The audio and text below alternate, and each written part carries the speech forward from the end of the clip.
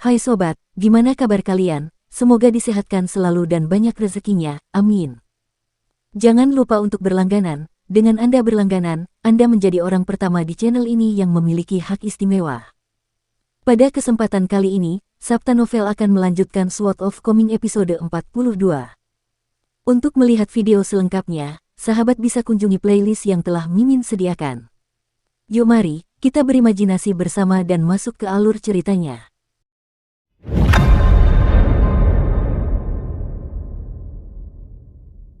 Semakin banyak orang luar berdatangan ke kota kecil itu, yang memungkinkan bisnis di hotel dan restoran berkembang pesat. Pada saat yang sama, banyak anak muda dari klan dan keluarga besar di Fortune Street dan Peachtree Valley mulai diam-diam meninggalkan kota kecil itu. Banyak dari mereka adalah anak-anak yang pintar dan tampan, tetapi ada juga yang merupakan anak haram yang relatif tidak dikenal dan mereka yang merupakan anak-anak pelayan yang sangat setia. Zhao Yao, putra dari keluarga bangsawan, termasuk di antara anak-anak ini. Adapun Buken, bocah lelaki dari gang Fas Tanah Liat, penguasa sejati pemutus sungai sudah menyukainya hanya dengan sekali pandang, jadi dia bisa dianggap sebagai pengecualian. Chen Pingan pergi ke rumah Liu Xianyang untuk mengambil keranjang bambu dan keranjang ikan sebelum meninggalkan kota kecil itu dan menuju ke sungai. Ketika ada banyak orang lain di sekitar, Chen Pingan tentu saja tidak akan berlatih meditasi berjalan pemandu gunung. Namun, setelah meninggalkan kota kecil itu, dia akan sendirian, dan selama waktu-waktu inilah dia akan mulai melafalkan mantra dengan tenang dan mengingat gerakan serta aura Ning Yao saat dia menunjukkan meditasi berjalan. Dia tidak mau melewatkan detail apapun, dan dia terus mengulang 6 langkah itu berulang-ulang. Ketika Chen Pingan mencoba meditasi berjalan untuk pertama kalinya di rumahnya, gerakannya sangat canggung dan tidak beraturan, sehingga ia tampak lebih rendah diri daripada orang normal. Faktanya, hal ini mengakibatkan sedikit kesalahpahaman antara dirinya dan Ning Yao. Chen Pingan memiliki kebiasaan aneh yang selalu disadarinya. Sejak bekerja di Tungku Naga, ia menemukan bahwa matanya cepat tetapi gerakannya lambat. Lebih tepatnya, penglihatan dan penilaian anak muda itu luar biasa. Namun, hal ini mengakibatkan tangan dan gerakan lainnya tidak dapat menandingi penilaian dan pemahamannya. Jika orang lain mencoba meniru meditasi berjalan Ning Yao, meskipun gerakan mereka tampak kasar dan buruk, mereka mungkin dapat meniru 30 hingga 40% dengan cukup baik. Paling tidak, mereka akan melakukannya jauh lebih baik daripada Chen Pingan yang akurasinya hanya 10 hingga 20%. Namun, ini justru karena Chen Pingan mampu mengamati dan mengingat gerakan Ning Yao dengan sangat baik. Akibatnya, ia berusaha terlalu keras untuk mengikuti setiap gerakan, dan ini berdampak buruk. Dengan lengan dan kakinya yang tidak mampu mengikuti pikiran dan niatnya, gerakannya tampak sangat canggung dan lucu. Namun, meskipun 90% gerakannya benar-benar tidak tepat, ada 10% aura Ning Yao yang halus dan berharga yang dapat ia tiru. Bagaimanapun, Ning Yao sama sekali tidak menyadari hal-hal ini. Ketika mencoba meniru meditasi berjalannya, meditasi berjalan seorang ahli pedang, mampu meniru 10% auranya, sebenarnya jauh lebih berharga daripada mampu meniru 90% gerakannya. Tentu saja, apalagi meniru 10% auranya, Ning Yao tidak akan heran bahkan jika seseorang berhasil meniru 80% auranya. Hal ini karena ambisinya berada jauh di atas puncak seni bela diri, di mana hanya sedikit orang yang mampu mencapainya. Tujuannya adalah untuk mencapai mereka yang berada di puncak dao pedang. Chen Pingan duduk untuk beristirahat, dan ia melakukan beberapa perhitungan kasar dalam benaknya saat ia duduk di anak tangga di bawah plakat di jembatan beratap. Ia menyadari bahwa bahkan jika ia melakukan meditasi berjalan selama lebih dari 12 jam sehari, ia tetap hanya akan mampu mengulanginya paling banyak 300 kali. Dalam setahun, ini berarti sekitar 100.000 kali pengulangan. Jadi, ia akan membutuhkan waktu 10 tahun untuk menyelesaikan 1 juta kali pengulangan yang dibutuhkan. Anak laki-laki bersandal jerami itu menoleh ke arah air sungai yang jernih, lalu bergumam dalam hati, aku harus bertahan selama 10 tahun. Aku pasti bisa, kan? Meskipun Chen Pingan tidak menunjukkan emosi yang tidak biasa selama beberapa hari terakhir, dia memang merasa sangat sedih dan sedih setelah mendengar Taois Lu mengungkapkan rahasia-rahasia itu kepadanya. Taois Lu telah mengungkapkan semua tindakan jahat Kai Jinjian kepadanya. Namun, ada satu hal yang tidak pernah disebutkan Chen Pingan kepada Taois Lu atau Ning Yao. Yaitu, dia telah mengembangkan perasaan halus bahwa ada sesuatu yang salah dalam tubuhnya ketika Kai Jinjian mengetuk gelabelannya dan memukul dadanya. Itu juga karena perasaan inilah dia telah berdiri di luar rumahnya begitu lama pada waktu itu. Dia telah mengumpulkan keberanian dan tekad untuk mencari Kai Jinjian untuk membalas dendam, tidak peduli biayanya. Lagi pula, menurut Taois Lu, Chen Ping'an sudah dipenuhi aura kematian saat itu. Ia telah kehilangan vitalitas dan energi yang seharusnya dimiliki oleh seorang muda. Karena itu, Chen Ping'an tidak terlalu takut dengan kematian dibandingkan kebanyakan orang. Dengan membuka titik akupunturnya secara paksa dan menunjukkan jalan, Kai Jinjian secara efektif telah menyebabkan tubuhnya menjadi seperti rumah tanpa pintu. Seseorang memang dapat membawa banyak barang ke dalam, tetapi setiap kali hujan atau salju turun, rumah itu akan runtuh jauh lebih cepat dan lebih mudah dari biasanya. Karena hal inilah Taois Lu sampai pada kesimpulan bahwa ia hanya akan dapat hidup hingga 30 atau 40 tahun, asalkan ia tidak menderita penyakit serius atau menghadapi musibah apapun.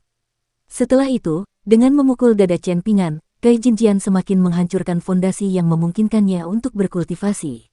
Seperti menghancurkan gerbang kota, dia secara efektif telah menutup semua metode baginya untuk mengedarkan auranya dengan benar melalui fondasi ini.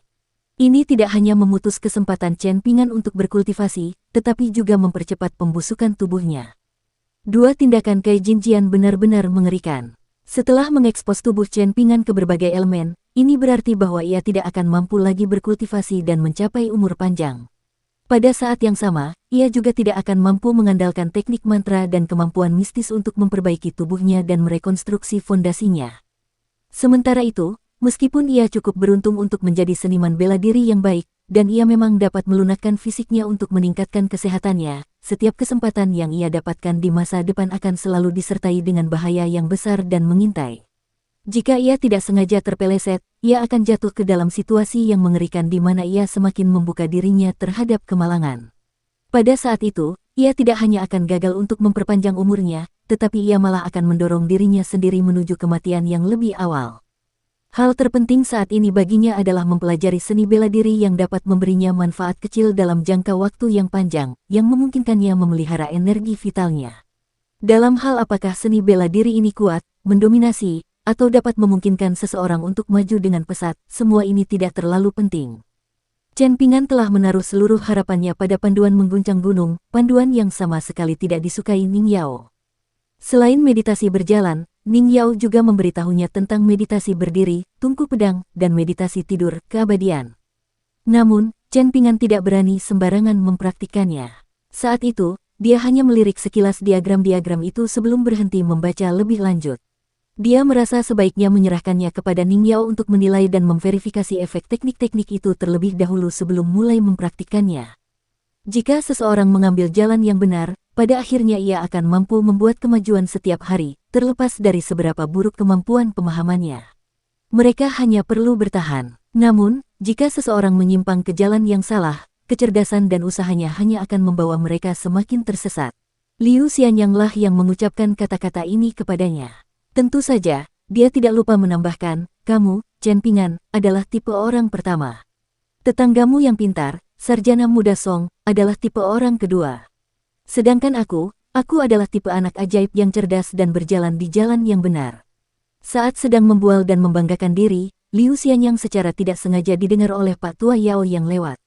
Pak Tua Yao selalu memberinya perlakuan khusus dan menganggapnya sebagai murid kesayangan. Namun kata-kata Liu Xianyang tampaknya membuatnya teringat kembali pada beberapa kenangan yang tidak mengenakan. Dalam sebuah pertunjukan yang langka, Pak Tua Yao meluapkan amarahnya dan menghajar Liu Xianyang dengan telak.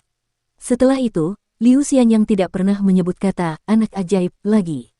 Chen Ping'an menghela napas berat sebelum berdiri dan menaiki tangga. Setelah tiba di jembatan beratap, dia mendapati ada sekelompok 4 atau 5 orang berdiri dan duduk di kejauhan. Sepertinya mereka sedang menjaga salah satu gadis muda. Chen Ping'an hanya bisa melihat sisinya, dan kakinya menggantung santai di atas air sungai saat dia duduk di pagar jembatan beratap. Matanya terpejam, dan jari-jarinya terkunci dalam posisi aneh saat dia membuat simbol tangan yang aneh. Meskipun matanya tertutup, gerakannya membuat Chen Ping'an merasa seperti sedang menggunakan pikirannya untuk melihat sesuatu. Chen Ping'an ragu sejenak sebelum memutuskan untuk tidak melanjutkan. Dia berbalik dan menuruni anak tangga, memutuskan untuk menyeberangi sungai. Dia membawa 2 keranjang bambu hari ini, satu besar dan satu kecil.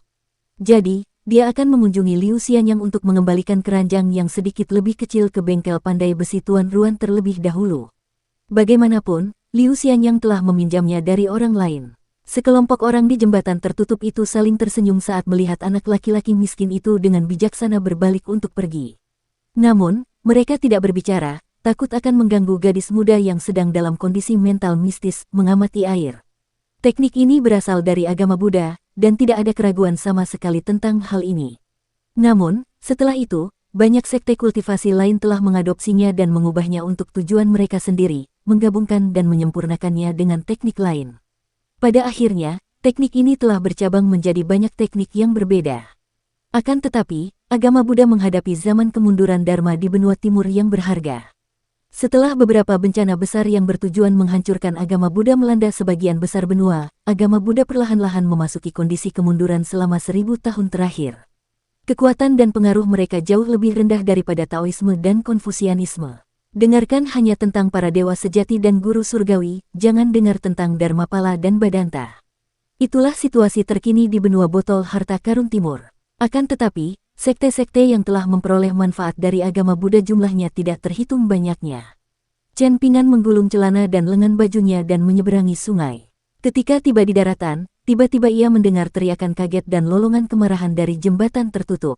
Ia berhenti sejenak sebelum memutuskan untuk tidak ikut campur. Ketika dia tiba di bengkel pandai besi Tuan Ruan, dia melihat bahwa bengkel itu masih ramai dan sibuk seperti biasanya.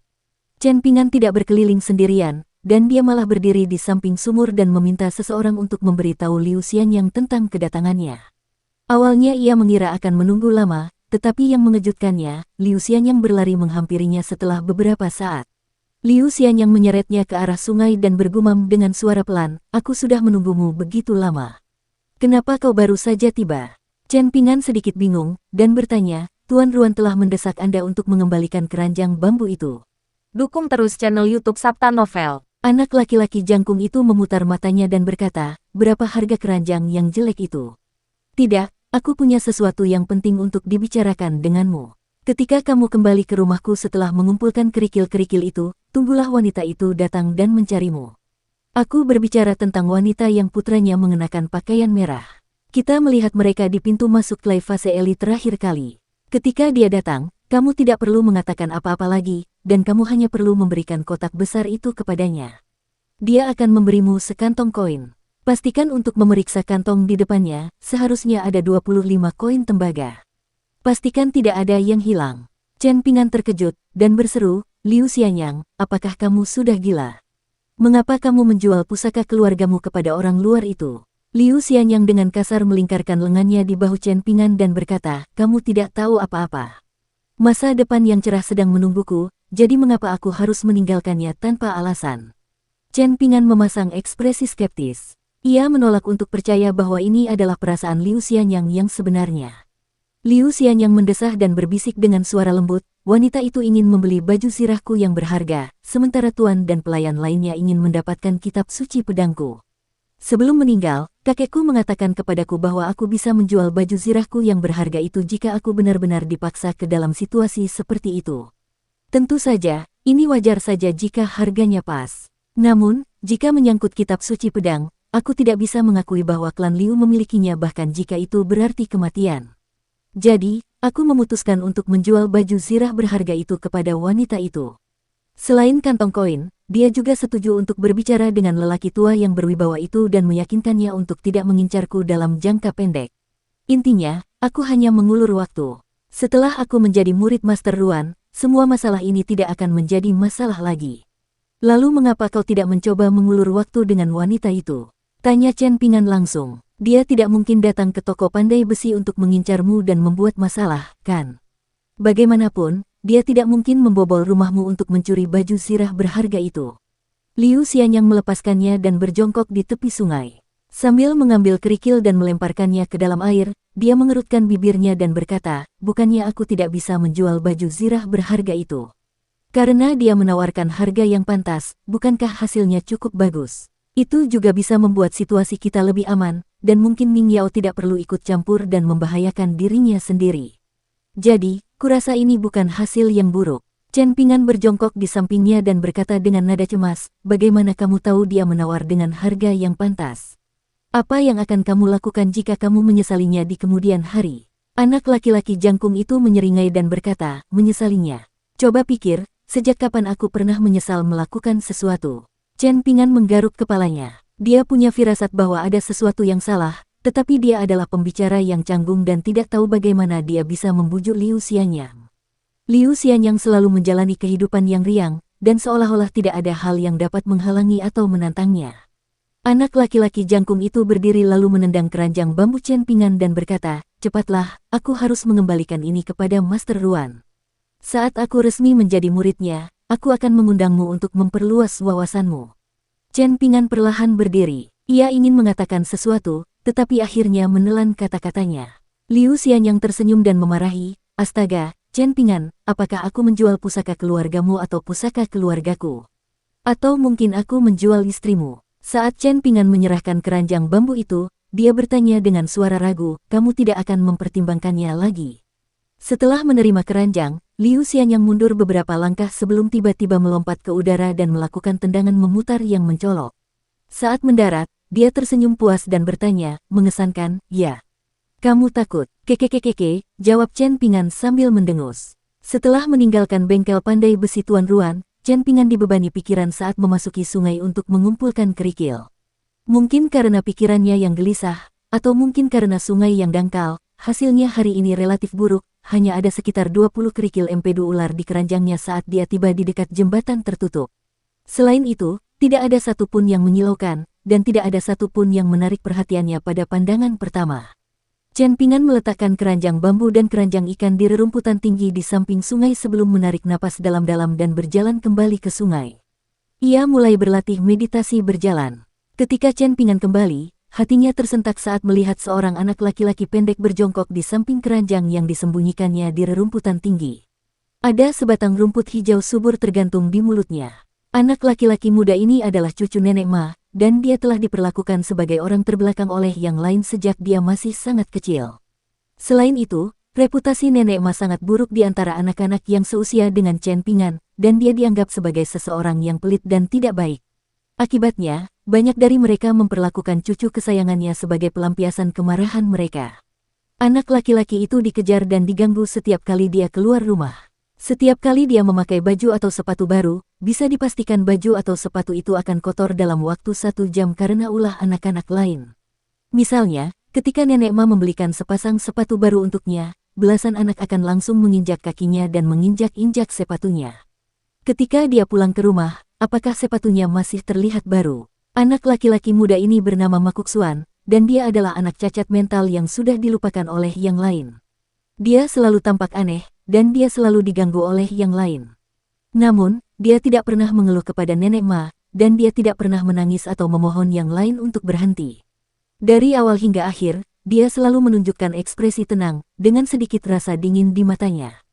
Karena itu, anak-anak di Apricot Blossom Elite tidak pernah suka bermain dengannya. Alhasil, Ma Kuksuan belajar bermain sendiri sejak usia dini. Hobi favoritnya adalah duduk di atas bukit atau atap dan melihat awan di langit. Chen Pingan tidak pernah menindas Ma Kuksuan sebelumnya, dan dia juga tidak pernah merasa simpati padanya. Meskipun mereka berdua adalah anak-anak yang menyedihkan, dia tidak pernah berpikir untuk berteman dengannya untuk menemukan rasa hangat dan kebersamaan. Hal ini karena Chen Pingan tidak menganggap Ma Kuksuan sebagai orang yang cacat mental. Sebaliknya, ia merasa Ma Kuksuan sangat mirip dengan Song Jixin, dan mungkin bahkan lebih cakap daripadanya. Ia tak pernah bicara, tetapi seolah-olah ia sedang menunggu waktu dan kesempatan. Seolah-olah ia berkata dalam hati kepada yang lain, "Langit berutang banyak hal kepadaku, dan suatu hari nanti akan tiba saatnya aku mengambil kembali semua yang menjadi hakku." Jika seseorang berutang 1 koin tembaga kepada Song Jixin, mungkin dia akan meminta mereka untuk dengan patuh mengembalikan 2. Namun, jika itu adalah Ma Kuksuan, mungkin dia akan meminta mereka untuk mengembalikan 1 tael emas. Chen Pingan tidak berpikir bahwa mereka salah. Sebaliknya, dia hanya tidak menyukai tipe kepribadian seperti ini. Anak laki-laki itu tidak lagi terlihat seperti orang yang terbelakang mental, dan dia tersenyum serta berkata dengan suara yang jelas, "Kamu Chen Pingan dari Gang Fas Tanah Liat, kan?" "Tetangga si Gui." Chen Pingan mengangguk tanda mengiyakan dan bertanya, "Apakah ada yang salah?" Anak laki-laki itu tersenyum sebelum menunjuk keranjang Chen Pingan dan berkata kepadanya, "Mungkin kamu belum menyadarinya, tetapi sungai itu telah menjadi jauh lebih dangkal daripada sebelumnya. Satu-satunya kerikil yang bagus yang tersisa adalah yang ada di kolam dalam di bawah jembatan tertutup dan yang ada di lubang di bawah Asurekau Ridge. Kerikil di tempat lain tidak begitu bagus lagi, sama seperti yang telah kamu kumpulkan. Kerikil-kerikil itu tidak dapat menahan auranya lagi, dan kualitasnya akan cepat menurun. Jika kamu beruntung, mungkin kamu akan dapat membuat batu asah berkualitas sangat baik dari batu-batu itu, atau mungkin kamu akan dapat membuat batu tulis untuk para sarjana. Pada akhirnya, batu-batu itu tetap merupakan barang berharga yang akan dengan mudah dijual dengan harga yang bagus. Namun, lupakan saja. Kamu mungkin tidak akan mengerti bahkan jika aku menjelaskannya kepadamu. Chen Ping'an menjawab sambil tersenyum. Namun, dia tidak mengatakan apapun. Anak laki-laki pendek itu tiba-tiba bertanya, kamu baru saja berlatih teknik tinju di sungai.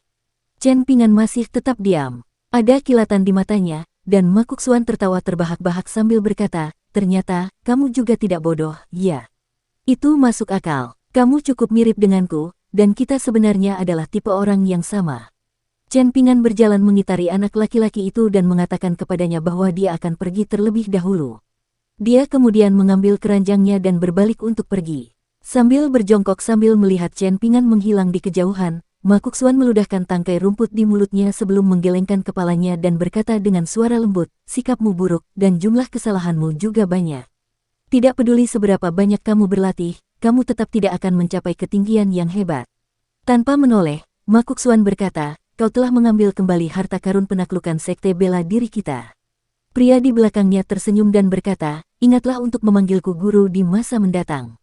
Anak laki-laki itu mengabaikannya. Ia berdiri dan berbalik, sambil bertanya, bisakah kau menunjukkan padaku tempat bersemayam pedang kecil itu? Pria di depannya tidak lain adalah guru besar sekte bela diri yang memiliki pedang terikat di punggungnya dan jimat harimau tergantung di pinggangnya. Dia mengaku bahwa dia datang dari Gunung Bela Diri Sejati, dan dia bahkan telah mengumumkan bahwa dia akan menantang apa yang disebut paman junior dari sekte anak emas dan gadis giok. Pria itu menggelengkan kepalanya dan berkata, sekarang bukan saat yang tepat. Sedikit rasa frustrasi dan marah muncul di wajahnya, dan dia melanjutkan, mengapa kau sengaja merusak keadaan mental pengamatan air milik gadis itu? Apakah kau tahu bahwa tindakan seperti itu akan menjadikan kalian berdua musuh bebuyutan seumur hidup? Anak laki-laki itu memasang ekspresi acuh tak acuh saat menjawab, mengejar dao besar berarti memulai perjalanan yang sulit. Jika aku tidak mampu mengatasi tantangan kecil seperti itu, bagaimana mungkin aku berani bermimpi tentang mencapai keabadian?